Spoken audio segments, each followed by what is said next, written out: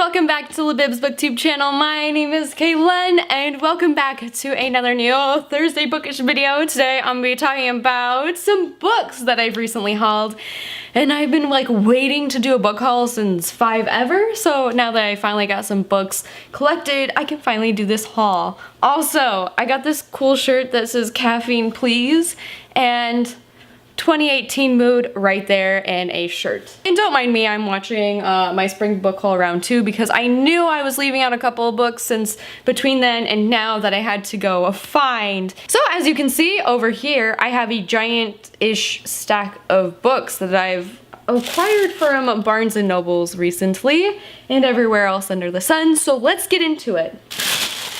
The first book that I bought from Barnes & Noble that I already read and loved, rated 5 out of 5 stars last month for the Booktubeathon, and that is Rainbow Rowell's The Runaways, and this is kind of a continuation on of the original series back in like the early 2000s, but this is her take on it now, and she brings back some characters. It's very interesting. I love and enjoy it. I turned on the light over there because it all of a sudden got dark and cloudy outside. Go figure. But anyhow, I loved and enjoyed this. I love the art style. I love the plot. I loved everything about it. I already pre-ordered the second volume that is coming out this October, and I just can't wait for it. It's one of my new favorite books, especially favorite comics. I think this definitely surpassed Sex Criminals, but Sex Criminals is also weird and different in its own comic realm. Yeah, so, but anywho, loved and enjoyed The Runaways. Next book is Red Queen by Victoria Aveyard. I got this book at the library because I completed the summer reading challenge and I gotta go pick up a free book, and I've been dying to read this. There's a lot of controversy around this series, this 4-book series, about good and bad and how that's all come into play. I've heard a lot of good things, a lot of bad things, a lot of meh things. This book talks about a main character, and in their world they are divided by blood color, those with red and those with silver, and so that kind of ranks them. But I've always been recently intrigued by it to actually like go out and get the book and try to read it. So here I am. I got it for free at the library. Score! Next up is another free book, but I won this in an Instagram giveaway, and that is Jimmy Buffett's Margaritaville, the cookbook, Relaxed Recipes for a Taste of Paradise, which features some meals, desserts, and drinks, so sign me up. This is by Carlo and Julia with a foreword by Jimmy Buffett, and I have not cooked anything out of here, but I am so excited to. I've gone through the entire book just to like look at the food, and there's some great looking food in here, and I'm like, yes, sign me up. I love food photography so much, and can't wait to try these out. Next up, I have another amazing read that I read this year already, and that was The Merciless for Last Rites by Daniel Vega. And oh my holy Toledo! I had never been excited for a book release in such a long time, and once this was released, shipped to my house, I was like, yes, mine, and I shall read it until I can read no more. I think this was an absolute great conclusion to this series, and I can't wait to read more of Daniel Vega's work in the near future. I've really loved and enjoyed all her books, and I can't wait for more. I may have to read her adult series as well. She has a couple adult books out there as well, but I haven't read them yet, but 10 out of 10 would highly recommend. Next up is another bag that I got at the Barnes & Noble, and that is Contagion by Erin Bowman, and I am so excited. The hype is real to read this book. This book is about where these people go on a search and rescue mission, but when they arrive, everything is like damaged, destroyed, rotten, and like there's discarded weapons, there's dead bodies, so they know that they are not on this planet alone. And I am so excited. After watching this season of The 100 and where season 6 is gonna go, I'm excited for that, and I kind of get like pre-season 6 vibes. I don't know what's gonna go down next season on The 100, but this definitely screams like horror, gore, sci-fi in space, what the heck is going on, fast-paced read, and so that is why I picked this book up. Can't wait to dive into it. or fly my spaceship into it. Okay, I'm back. My last camera ended up dying and I cannot find where the batteries went to. So welcome back to like this really exposed angle for the rest of the video.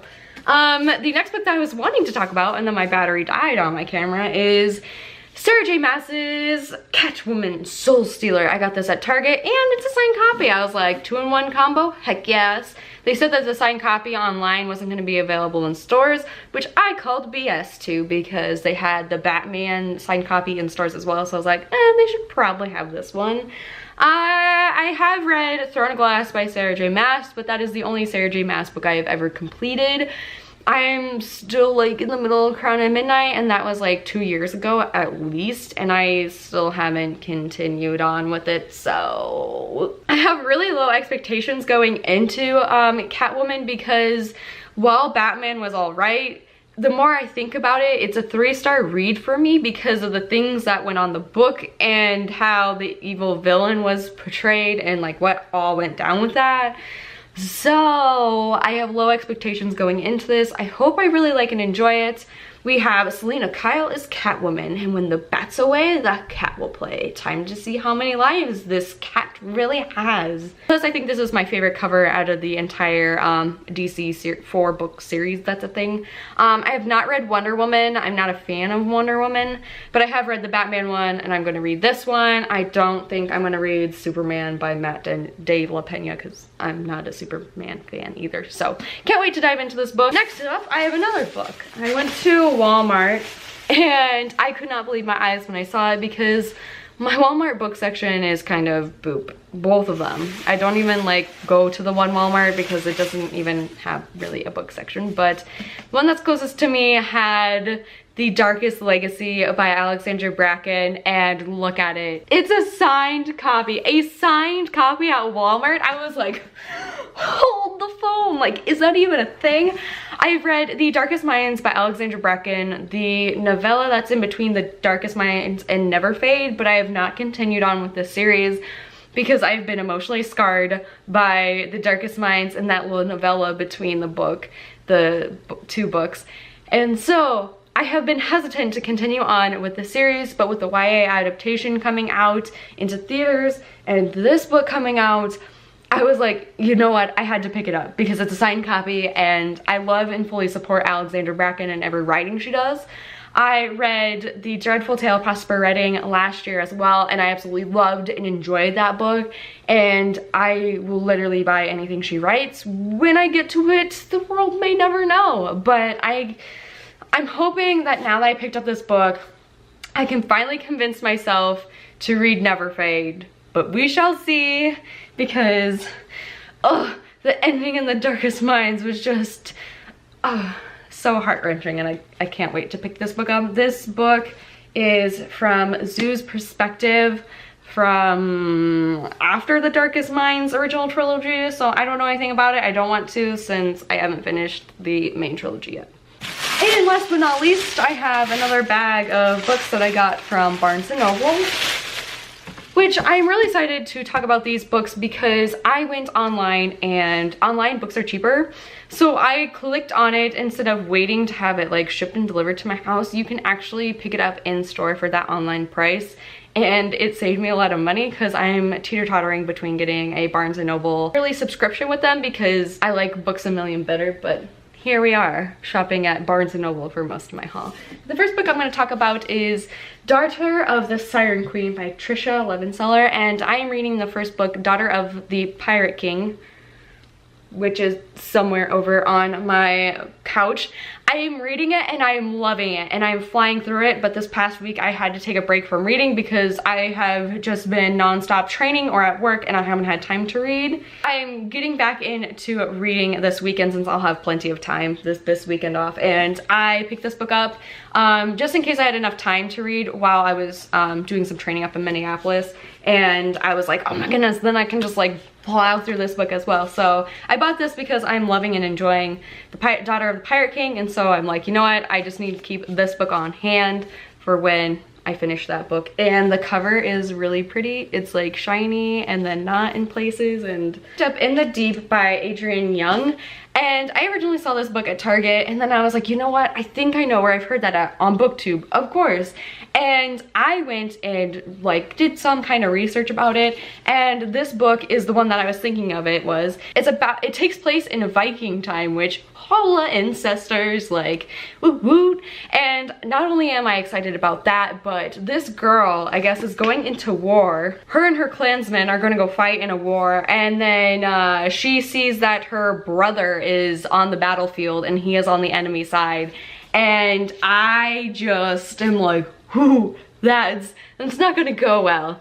And since I heard that little part of it, I'm like, I'm hooked. Sell me this book, please. I will buy this for how much ever you want to sell it for. So I am really excited for this Viking story of like probably badassery and just kick butt stuff and just female power. What? Just slaying. This is a standalone novel as well. So that's also why I picked it up, because I don't have to commit to a series at this point, which is nice to just read standalones. I'm at that point where my reading tastes are, I just want to read standalones and nothing else, but I can't wait to read this. The hype is real for this book, and it's just, it sounds like a great book. Well, anywho, that is going to be it for this summertime book haul. Have you guys purchased any of these books I just recently hauled, or what have you recently hauled over the summer months? Let me know in the comment section down below. And anyways, that is going to be it for this week's video, and I will see you guys next Thursday for a new bookish video.